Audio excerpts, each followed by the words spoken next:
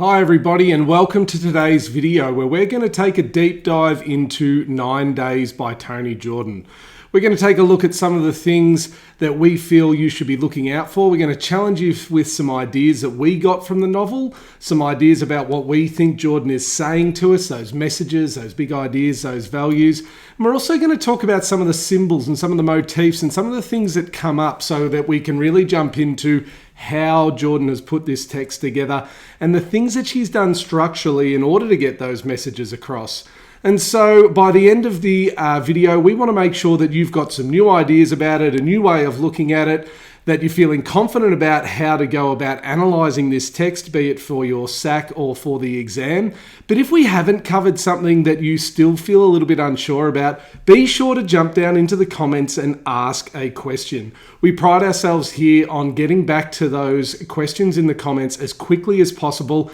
and we feel that that's the best way that we can get feedback from you as to what you're getting from our videos and how we can help you out in the future. But for now, let's jump in. And so the first idea we want to take a look at is the idea of gender roles and the expectations placed upon men and women and how these expectations differ and how these expectations take a toll on the different characters. And of course, we can look at each of the characters and think of the expectations that were placed on them and how those things were defined by the time that they were living in, depending on which story and which viewpoint we're hearing it from.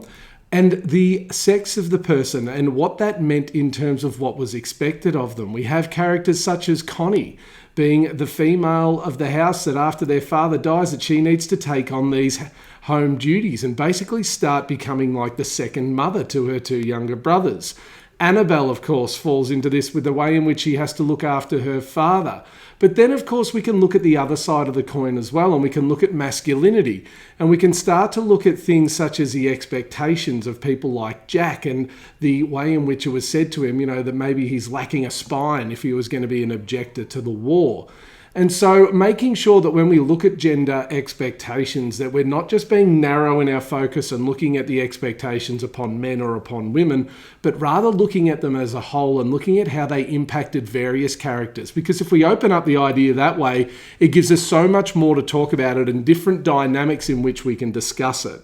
When it comes to values of Jordan and what she is saying through this text, remember that, of course, it's always up to your interpretation.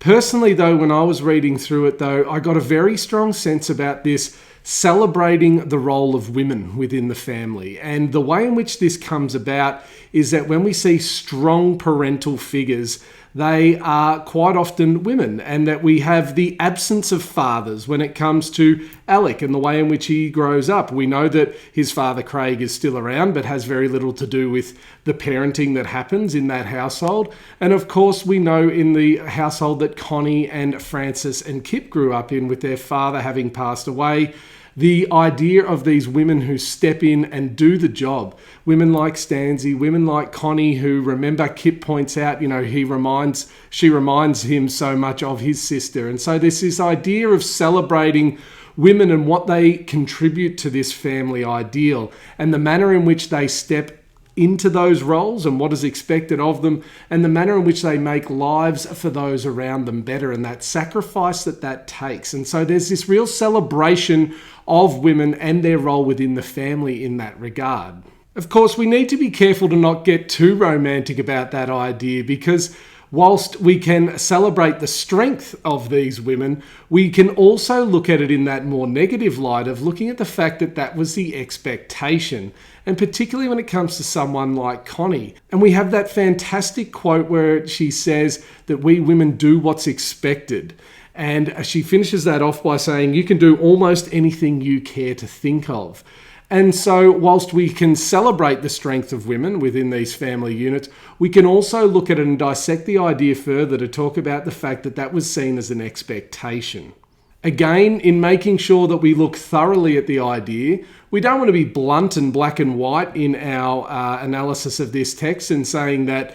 Jordan only says that, women are the only good caregivers. Of course, we have the example of Kip, who's shown to be a very caring man, a very sensitive man, a very understanding man who improves the lives of those around him and who is valued and loved by both of his daughters and his wife. And so continuing on with that idea of family, we need to start to think about what Jordan is saying about family and the challenges that come with being a part of a family, and also the strength that can come from the unity that exists within the different families that are there. Of course, when we have Kip growing up without a father, and then with the tragedy of what happens to his older sister, we have this idea of the family unit being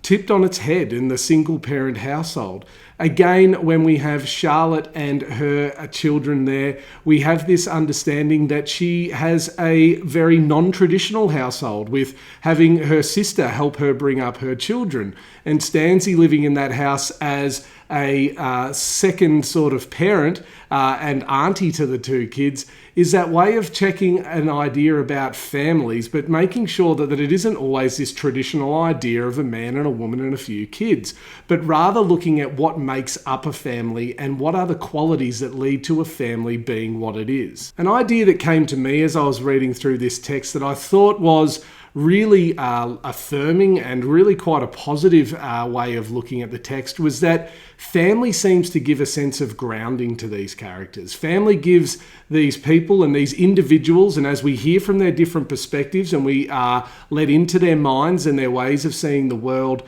family gives them this sense of orientation as to where they are and where they should be going and what they should be doing. Of course, we can look at things that symbolize that. And when we look at the way in which Kip says to Alec, drink them in, kiss them, when he's talking about lips being preferable to hands, because hands can do so many other things. That idea of savoring love and savoring that connection, because you don't know when that connection is going to be gone. And so we have Kip, who has grown up in these quite tragic circumstances with the people that he has lost in his life, but that positive way in which Jordan talks about making sure that we savor the connection and the love that we have with our family.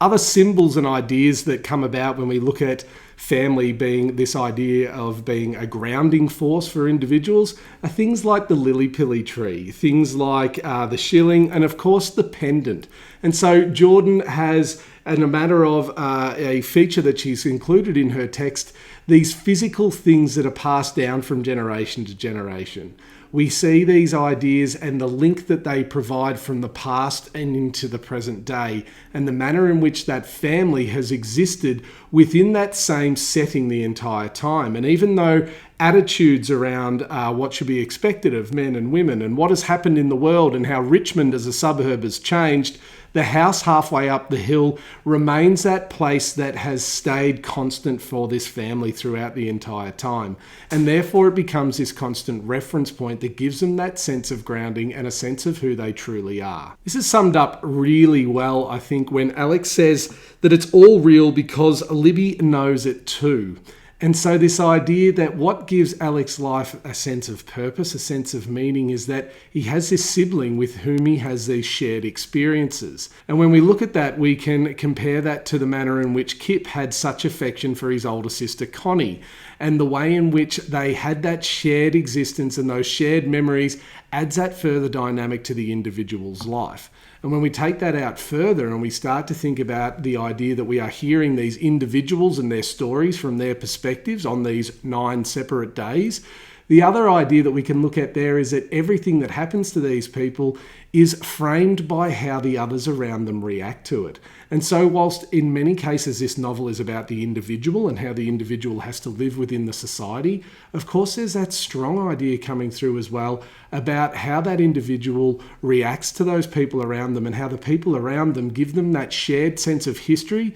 a shared sense of purpose, and a shared sense of meaning in what they are doing with their lives. And so another one of the key ideas that really stood out for me on the first couple of readings of this novel was the idea of class, and within a society how people want to portray themselves to others and how they want to appear, and how that might not always be exactly how things are. Of course, we have the examples of the boys in the school that they must attend and what they must wear, and what happens to Kip, even though, he's quite an intelligent young man, and the fact that they can only afford to have the one son at the school, and what that means in the long run for their family because of Jean looking to keep up appearances. we obviously have the idea that class defines people, and that the mention quite often of the house that was halfway up the hill is that idea of a family that was trying to get somewhere, trying to get to that place on top of that hill, that metaphorical idea of a social climbing and moving up above, but not being able to quite make it. And so this is strengthened as well when we're hearing from Francis's point of view and the tram trip that he takes out to Hawthorne and the lovely homes and everything that exists there. Jordan is pointing out that who we are and where we live and how we present ourselves to the world is a thing that is very important to us as people, and that there are many factors that go along with how we portray ourselves and how we present ourselves to the world that goes to how we are perceived by others. And when we take a look at that in even further depth, we have the manner in which Jean deals with Connie when we have the abortion, and the idea that she knows that this is something that Connie must do despite Connie's misgivings about it. And then we have that awful scene where it's all happening, but that manner in which the lady who performs the procedure looks at Jean, and we actually find out that Jean has had the procedure done herself, and that it's almost like this rite of passage for some of these women of Richmond, in that even though it's this secret thing that is done behind closed curtains and all these types of things, it's a bit of an open secret amongst the women of Richmond, in that this is something that many of them have gone through. And so that's a really great way of looking at that idea that we have this reality, but we have it hidden from the rest of society because we don't want people to have certain ideas of us. Of course, this can get further explored by the manner in which decades down the line, when Charlotte is in the exact same predicament of falling pregnant whilst she is unmarried, the social stigma that existed,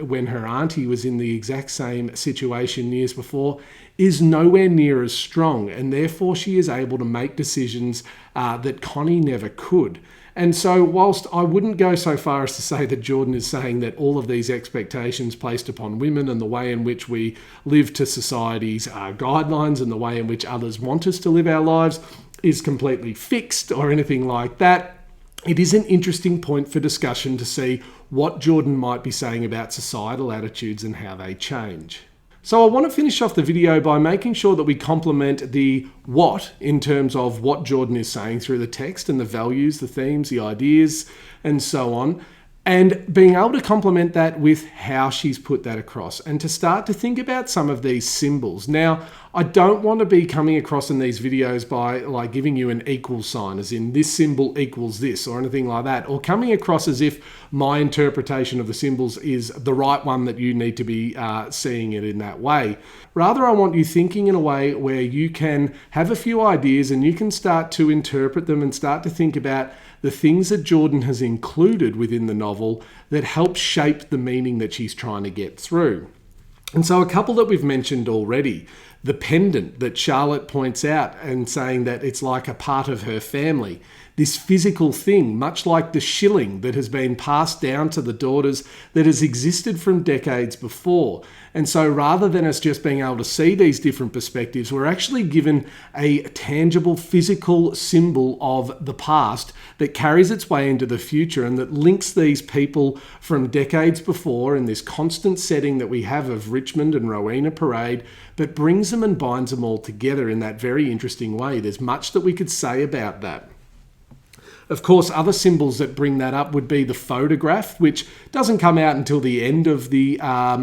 novel in the way in which we read it and come to understand it, but also the lily-pilly tree and the things that are there and as a constant. And so you could start to link that to what Jordan might be saying about families and the strength, of, particularly when it comes to, the lily-pilly tree, which I've brought up a couple of times, and that idea of it being something that has grown, something that has taken root, and something that has been a constant in the garden for all of those years. And finally, I think you could really get a lot out of really making sure that you've got lots to say about the manner in which Jordan has put this novel together. Of course, we have the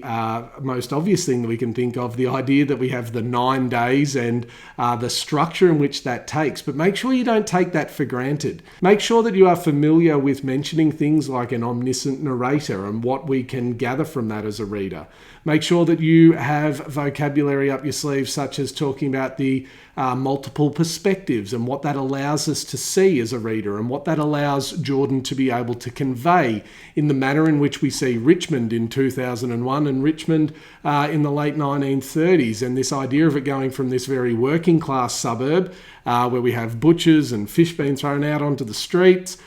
to then the way that it is seen in the early 2000s. And so the passing of time and what changes with that. We have the physical changes that happen to the house and to the suburb, and we have the societal changes that come with attitudes and the way in which the world is seen and how people view each other. Of course, some things remain consistent no matter what decade or what year it is or who the characters are. And this becomes really prominent when we start to think about Alec and the manner in which the novel ends with this character whom, of course, throughout all the other chapters we haven't heard of because he doesn't exist. But the temptations, the idea of young, foolish, masculine behaviour, the character that it takes for him to be able to resist getting in that car, and what that might mean in terms of what Jordan is saying about how, as much as things may have changed and certain attitudes and so on have, there are certain things, of course, about humanity and the way in which we live our lives and the pressures and the temptations that are going to be placed upon us and the expectations that are going to be placed upon us socially that will remain true and will remain a part of human nature. And if you start to open them up, you might really find yourself there with some really great interpretations about how you can view this novel and how you can think about what Jordan might really be saying to the reader about the way in which we can be tempted, the way in which we need to show strength, and the way in which we encounter tragedy and success and triumph in our lives. And so guys, that's it for today's video. Please let me know if there's anything else that you'd like to discuss about the text. We're really responsive to the comments that are down there. If this is the first time you've watched an English Lab video, please take a look at the channel and subscribe to our channel. We think that there's a heck of a lot of other really great content that can help you out for your SACs and for your exams. But until we see you next time, all the best and good luck.